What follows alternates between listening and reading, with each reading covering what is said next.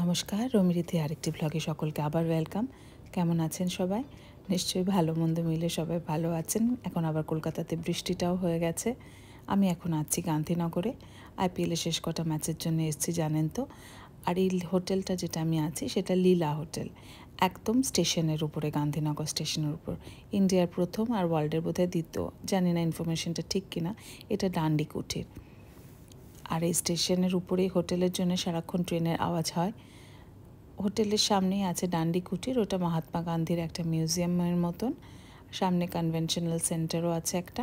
আমরা এখন সকালবেলা যেটা করে থাকি, আজকে 7 তারিখ, গুজরাতে ভোটের জন্য সব বন্ধ। আর কিছু প্লেয়ার ব্যাঙ্গালোরে আছে, গলফ খেলতে গেছে, কয়েকজন বাড়ি গেছে, আর ঋদ্ধি গেছিলো আমাকে আনতে। এখন হোটেলে ব্রেকফাস্টের সিস্টেমটা একটু আলাদা করে দিয়েছে। জেনারেলি সব ফ্র্যাঞ্চাইজিরাই প্লেয়ারদের জন্য একটা আলাদা টিম রুমে ব্রেকফাস্ট অ্যারেঞ্জমেন্ট করে।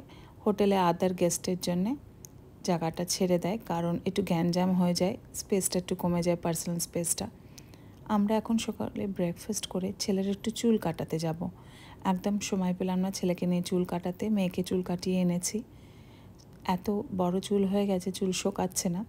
তো হোটেলেরই একটা পার্লার ছিল ভেতরে নিচে, সেই পার্লারে গেছি। জেনারেলি হোটেলের একটা ফ্লোরে, একটা পার্টিকুলার কোনো একটা ফ্লোরে এই ইউটিলিটি সেকশনটা থাকে, পার্লার, জিম, সুইমিং পুল। মোটামুটি আমি যা দেখেছি 80% হোটেলেই এরকম লেআউট থাকে, যাতে সুবিধা সবার হয়। ভাবিনি বসে চুপচাপ চুলটা কেটে নেবে, অনেক কায়দা করে চুলটা কাটলো। চুল কাটতে কাটতে আপনাদের সাথে শেয়ার করি আমাদের এই থাকা, খাওয়া আর ট্রাভেলের ব্যবস্থাটা কীরকম হয় আইপিএলে। ঋদ্ধির এটা 17তম আইপিএল। এখানে প্রত্যেকটা ফ্র্যাঞ্চাইজি, যে কটা ফ্র্যাঞ্চাইজিতে খেলেছে সেরকমভাবেই বলি। চেন্নাইয়ে যেমন ট্রাভেল খরচাটা লাগতো না। আর যেদিনকে আমাদের অ্যারাইভেল ছিল, যেহেতু আইপিএল অনেক জায়গা ঘুরতে হয়, এক জায়গা থেকে আরেক জায়গায় যেদিন ট্রাভেল থাকতো সেই দিনে গিয়ে একটা লাঞ্চ বা ডিনারে একটা অ্যারেঞ্জমেন্ট করতো, সেটা আলাদা ব্যাপার। আর জেনারেলি আমাদের খাওয়া খরচাটা কিন্তু পার্সোনাল, মানে যে কজন ফ্যামিলি মেম্বার কে কী খাবে, কেউ এটা সুইগি করেও খেতে পারে, কেউ জোম্যাটো করেও খেতে পারে, কেউ হোটেল থেকে অর্ডার করেও খেতে পারে।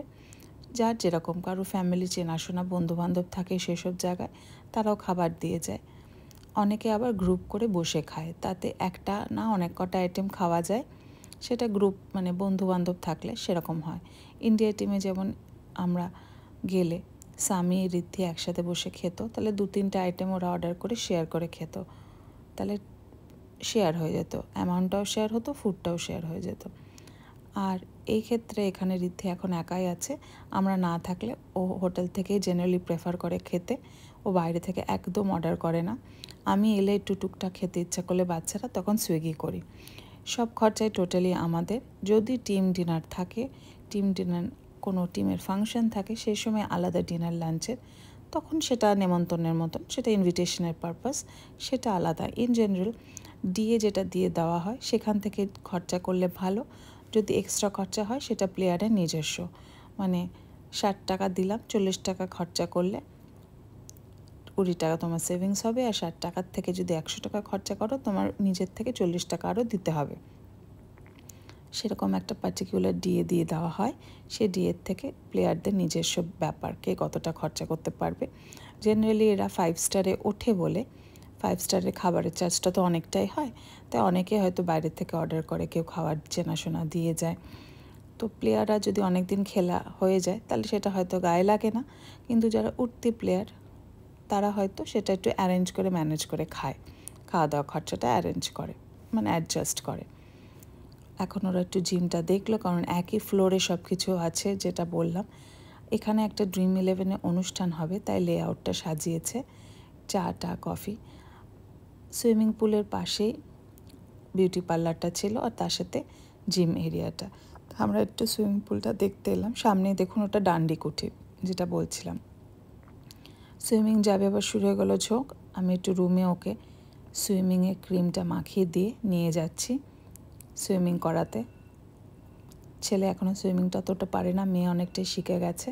আর তার সাথে খাবার অর্ডার করে দিয়ে আমি যাই। এখন আজকে ঋদ্ধি পুরো দিনটা আছে বলে একটু অনেকটা হেল্প, জেনারেলি না থাকলে আমাকে একাই করতে হয়। আর যখন আমার সাথে আমার মা ছিল তখন মা আমাকে হেল্প করে দিত, দুটো বাচ্চাকে দেখতে। কারণ জেনারেলি আমি বাইরে হোটেলের খুব একটা বেরোই না, বাচ্চাদেরকে নিয়ে যদি একটু সামনে মল টলে খেলাতে নিয়ে যাই তাহলে আলাদা, নাহলে বদ্ধ হোটেলে টানা 2 মাস থাকাটা খুবই ডিফিকাল্ট। এই যে ডান্ডি কুঠির রেলওয়ে স্টেশন আর পুলটা ওপেন পুল, জায়গাটা খুবই সুন্দর, হোটেলটার লোকেশনটাও খুব ভালো, একটু শহর থেকে দূরে বলে একদম ফাঁকা ফাঁকা নিরিবিলি। সামনে অক্ষরধাম টেম্পল আছে, খুব সামনেও না, তবে একদম সামনে ডান্ডি কুঠির। তাই খাওয়া দাওয়ার খরচাটা পার্সোনাল হয়ে থাকে, যদি না শুধু টিম ইনভিটেশন থাকে, আর ট্রাভেল খরচাটাও পার্সোনাল হয়ে থাকে।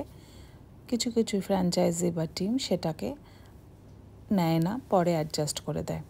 আর কিছু কিছু ফ্র্যাঞ্চাইজি আছে যারা একবারে টোটাল কন্ট্যাক্ট পেমেন্টের সময় ওই টাকাটা টোটাল কেটে নেয়। আর যদি কেউ আলাদা করে কেটে নিতে চায় ইন্ডিভিজুয়াল এয়ার ফেয়ার টিকিট, কতজন লোক আসছে তোমার ফ্যামিলি থেকে, কে কে বন্ধুরা আসছে ইত্যাদি ইত্যাদি, তারা। আমি 2টো স্মুদি বানিয়েছি খাবো বলে, সেই স্মুদিটা দুপুরে লাঞ্চে খাবো, কারণ ব্রেকফাস্ট করে আর খাওয়ার ইচ্ছা নেই। আর ছেলে মেয়েদের জন্য এই খিচুড়ি অর্ডার করেছি। এরা এখানে না অড়হর ডালের সুন্দর খিচুড়ি বানায়, ঋদ্ধি থাকলেই পুলে নামে ওরা, না হলে আমার পক্ষে একা খুব অসুবিধা, স্নান করিয়ে তাকে জামা পরিয়ে খাওয়ানো, নিজে ভিজে গায়ে। আজকে ব্লগটা এখানেই শেষ করছি, দেখা হবে আপনাদের সঙ্গে আরেকটি ব্লগে। আমার ব্লগগুলো ভালো লাগলে kindly like, share and subscribe করবেন।